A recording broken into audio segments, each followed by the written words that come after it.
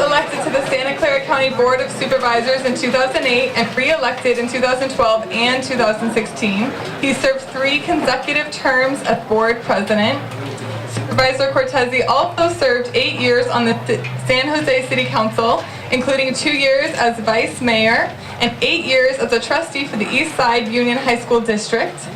He grew up here in East San Jose as part of a family that has been active in civic, cultural, and business activities for many generations.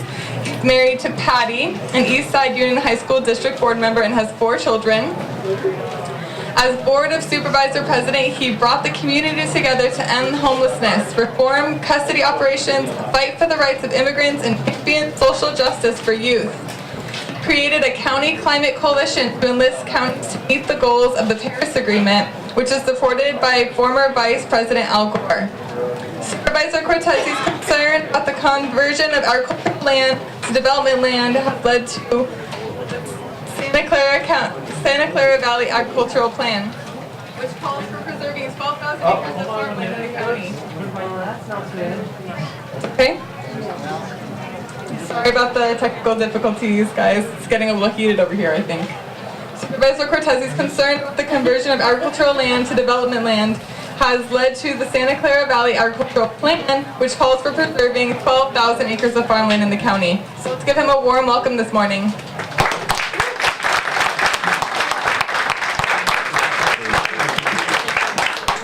Thank you. I think we have an on and off again PA system here, so if the off part happens, I'm just going to keep going, all right? So we need to shout out microphone, because I'll try to be aware of it. And we do have someone paying attention to that right now. So first of all, to Chris and Master Gardeners, thank you so much for really sharing the stage with us today, because this is an annual event out here, and one that those of us in the county look forward to all the time. And it's just turned out to be a great time to do this dedication that we're doing today as well. So we appreciate, as I said, the sharing with the spring sale. And I hope while you're here, some of you get a chance to shop around. Not like there's any lack of demand. I want to get out there before all the tomatoes are gone. I'm going to ask Supervisor Wasserman to come over a little more closely. I'll be handing him the mic in a bit. And I'd also like to ask our guest of honor, Rusty Reyes, former California State Assemblyman and former State Parks Director, to come forward.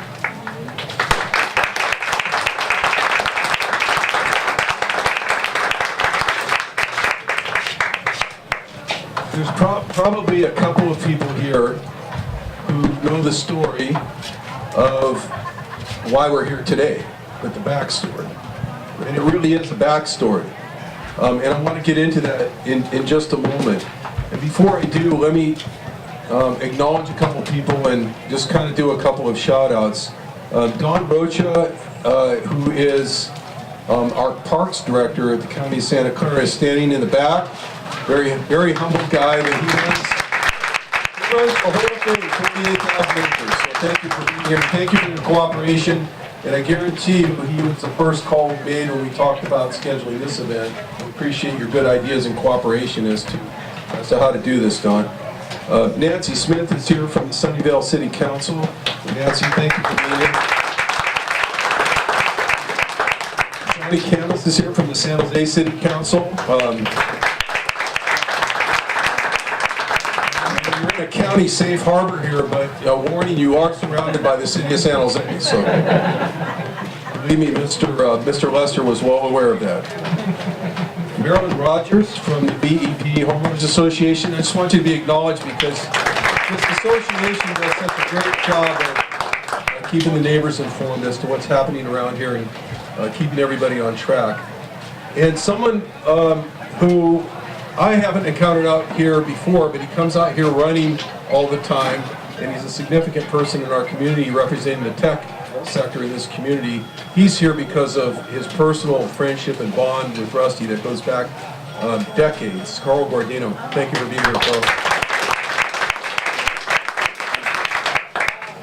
So let me bad microphone at all, give you a little bit of this backstory.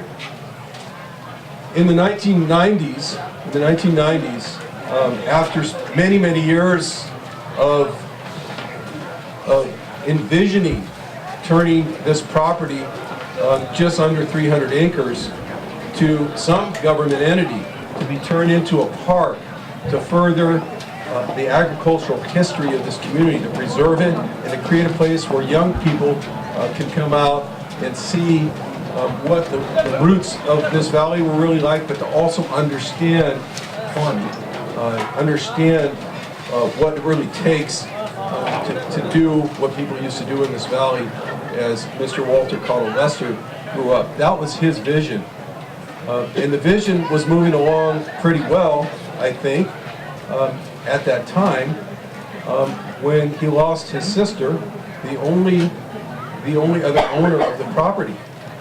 And without getting into the legal morass, let's just say his sister died without a will. And some of you who are business people or who have dealt with those kind of things before understand that when that happens and you have a piece of property that's almost 300 acres, that's surrounded by development, that appraisers, including the ones from the IRS, value at well over $1 million an acre in those days, that there is suddenly a tax problem at the federal level. And it was at that time when I was a part-time school board member, and I appreciate that my wife Patty was acknowledged earlier in the introduction. She's doing that now. When I was a part-time school board member, I was a full-time attorney. And because of the farming tradition shared between our two families, the Cortese family and Walter's family, and some of friends, I was invited to come in and help him sort all of this out on a professional level. I'm giving you the short version of this, as you can imagine. Mr. Lester, and he wouldn't mind me saying this, did not meet with an awful lot of people. One every couple of months would have been a pretty good pace for him. He lived here after his sister died by himself, and you absolutely had to have an invitation, a direct invitation to come in and talk to him. In trying to figure all of this out, we determined two things. One, this $100 million tax bill needed to be reduced if his vision was going to come to play, right? Because there were no entity, state, county, city, or anybody else who was going to be able to take care of that. And secondly, that whatever was left of tax obligations and so forth was going to have to be taken care of by some government entity, or else the property would be developed. At that moment in time, the plan was to sell half the property for high-density residential development, whatever the city general plan called for in those days, and then use the rest of the money to save 100 or more acres of what would be left. So kind of butchering up the property, so to speak, if you don't mind me putting it that way. And that was a great aversion, as you can imagine, to Mr. Lester. He got good tax counsel, and the tax bill got brought down, but it was still $5 million. It's still $5 million. $5 million is still a lot of money. It was a lot of money in the 1990s. It was a lot of money for somebody who was a farmer, who was the last person in his family to have any ownership interest in this asset.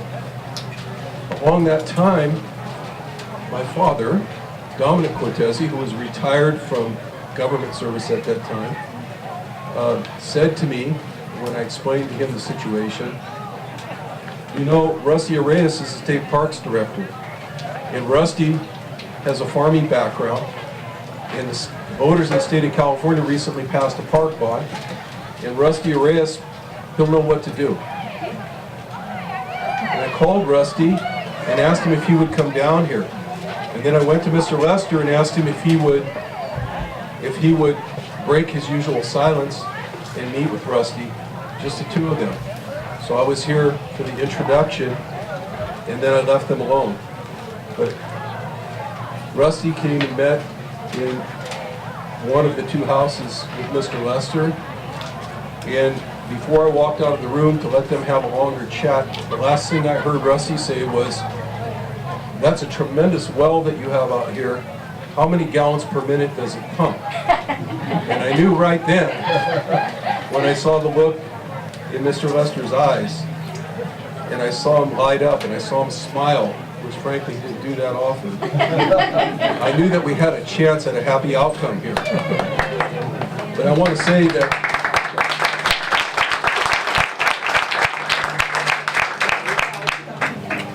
Rusty, who has actually represented much of this area in the state legislature some years ago, was a Central Valley farmer. And so he knew these things. And this trust and this bond that was created instantly made a huge difference. And I do want to say, this man lit up too. He came down and saw the opportunity here. He related to Mr. Lester, and he went back to Sacramento and set aside the $5 million that we needed in the State Parks Bond Fund without a contract, without any commitment by the county or any local agency at that point to do what you now see out here. And I don't know how he did this, but he did this in such a way that after Governor Davis left office and after Mr. Arias was complete in his work as a state parks director, and I panicked and I called the attorneys up there and said, "What about the $5 million?" They said, "Don't worry, Mr. Arias put an earmark on that $5 million that nobody could remove."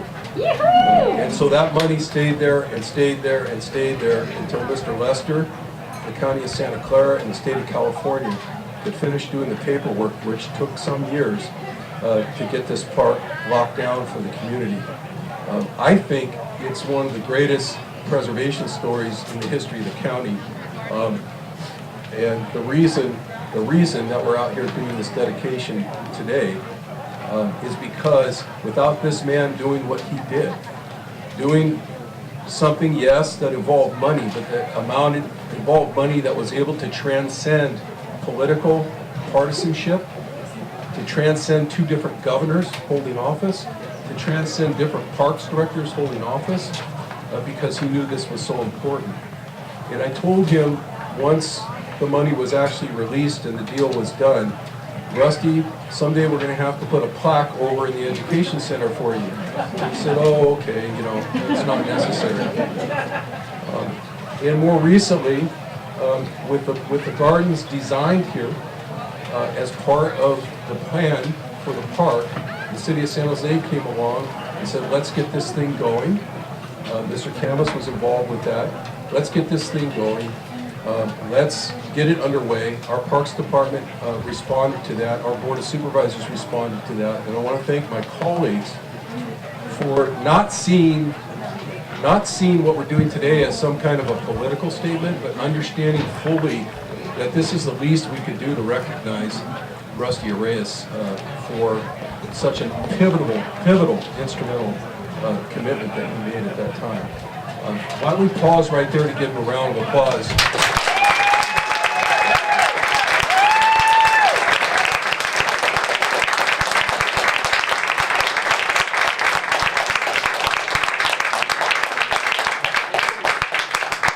Thank you, you're a rock star!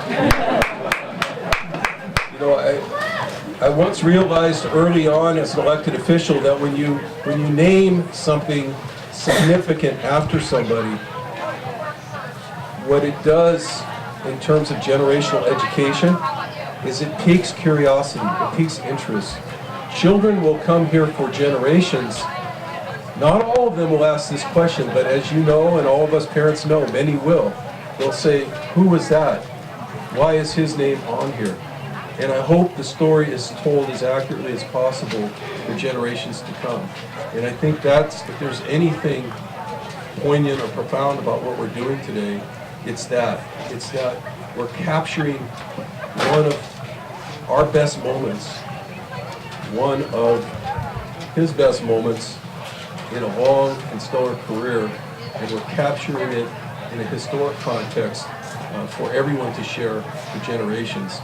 Rusty, we did give you a plaque as well from the Board of Supervisors, but before we present that, I want to have Supervisor Wasserman, whose district this is in, who of course has been an instrumental vote on the Board of Supervisors all the way through to make sure that funding and namings of these, the gardens and everything else has happened. I'd like to pass this along to him so he can say a few words to his constituents and to the rest of us. Thank you.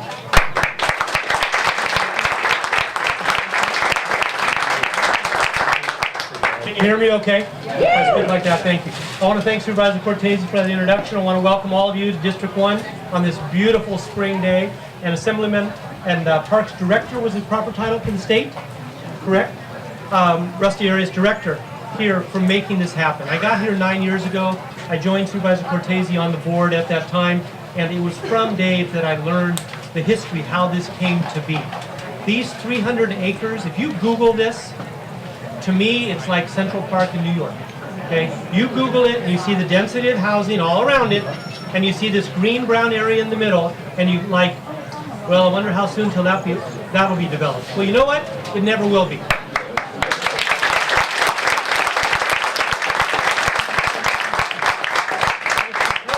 It's because of these two men, the vision they had, the hard work they put in, that made this happen. Not a bad investment for the state of California. Story that ever irks me is that you got a person who wants to donate their land to the county, the city, the state, whatever, and the federal government says, oh, by the way, we get a piece. Okay? That just annoys me to no end. So the fact that the county and the state were able to collaborate and work together to make this a reality and to preserve this in perpetuity for this purpose and for all the generations after us to learn about ag and about farming and about history of the Valley of Heart's Delight right here. And how many of you, show by a round of applause, how many of you have noticed each year the amenities and this park improving? And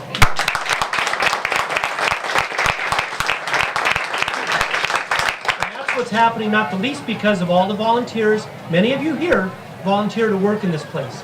But if it wasn't for these two gentlemen, we would not be here, this park would not be here, and I obviously have nothing against commercial and office and housing. Okay, but isn't this nice? Woo! Thank you all very, very much.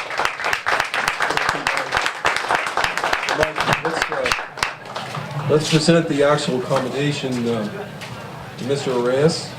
I'd read the whole thing, but We've talked enough. We've talked enough, and again, our deepest gratitude, executed by all 5 of the board supervisors, and this also goes into our archives permanently, of course, in the minutes of the county to recognize this moment. Thank you so much for everything you've done. Thank you!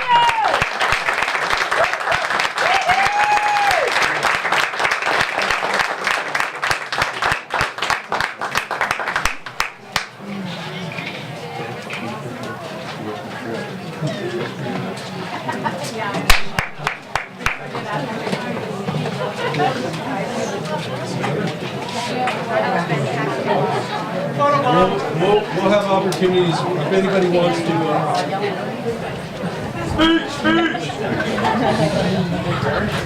Anybody wants to gather around later and get a photo with Mr. Reyes, which I highly recommend. We'll certainly make an opportunity for that. Correct? And now for you, David. Thank you, Mike and David. Thank you for your public service and all you do, and thank you for this recognition, Dave. Your family and mine, your father and I, serving together in the state assembly. You know, it's a funny thing in life, and there are many elected officials here, and thank you for your attendance today. You know, you go along and you get up every day and do the public's work and bidding, and you know, there are times when you leave public office, you know, you wonder whether anyone's going to remember or what you're going to be remembered for. And then all of a sudden somebody reminds you that you did this. And I got that call from Dave, and I remember it just like he said. And this is, you know, this is amazing coming here today. And you know, many of my family and friends have come here. My sister Marcia and her husband Brian, my sister Kathy and her husband Michael, and my sister Lucia. Lucia, remember when we came we all grew up in Volta. How many of you know where Volta, California is? It's a suburb of Las Vegas. Kind of between Santanella and Las Vegas. And, you know, we knew Hollister pretty well, and we knew Gonzales, where Carl Gordino has family, and we knew, you know, other places. It was all kind of the same. And we got to San Jose right around here somewhere. And I remember Lucia saying to me, you know, remember that scene in The Wizard of Oz where Dorothy says, you know, Toto, we're not in Kansas anymore? I mean, it was real different. And, but, you know, we won that election and went on to serve 12 years in the Assembly. And I think San Jose probably taught me a lot more than I ever taught San Jose. But we got some things done here, like 152 over to Pacheco Pass, and, of course, you know, this facility. And it is great, you know, to come back. And let's just take a moment. Edith and Lester, Edith and Walter, Cottle, Lester, no, they're up there, all of them. Let's give them a bit.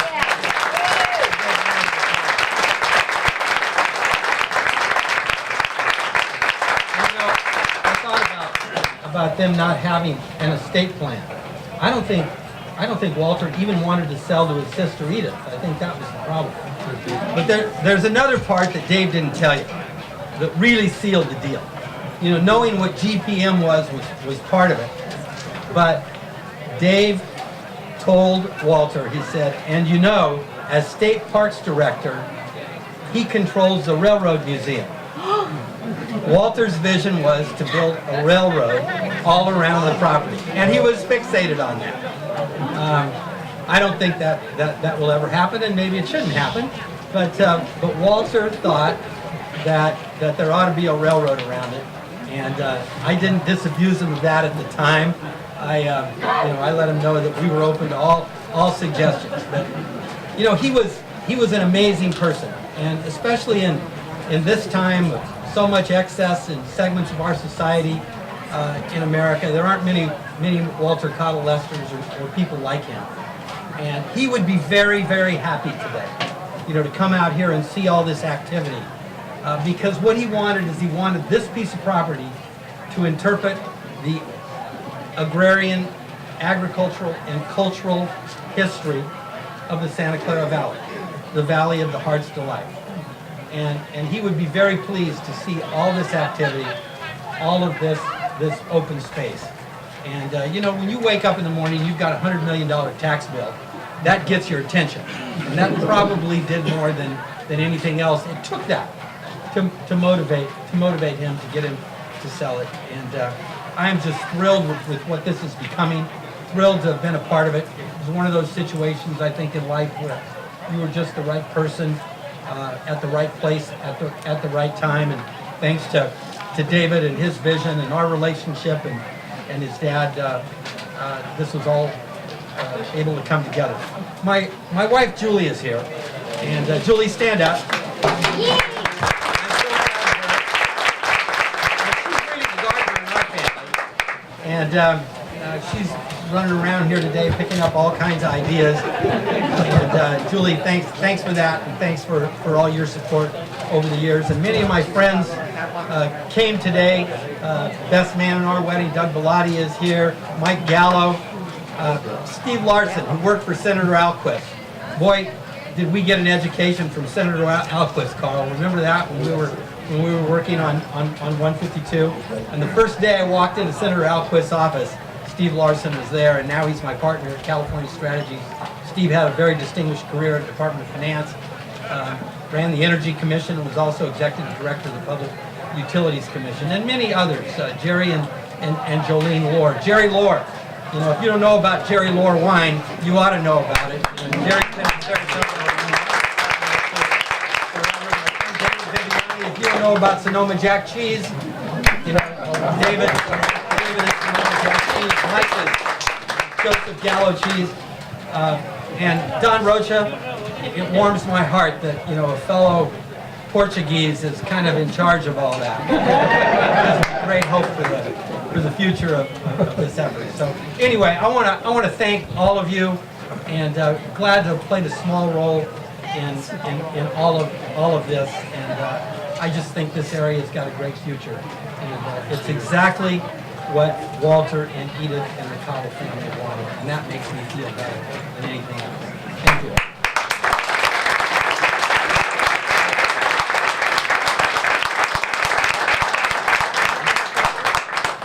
Okay, before I hand it back to Chrysla, I do want to acknowledge a couple members of my staff who are here, Kian and Vanessa Turner. And Vanessa put a lot of effort into the planning of this this event, as you can imagine. That had to happen, as well as the park staff. Thank you all. Thank you for letting us join you today on this great day for the Master Gardeners. Thank you all.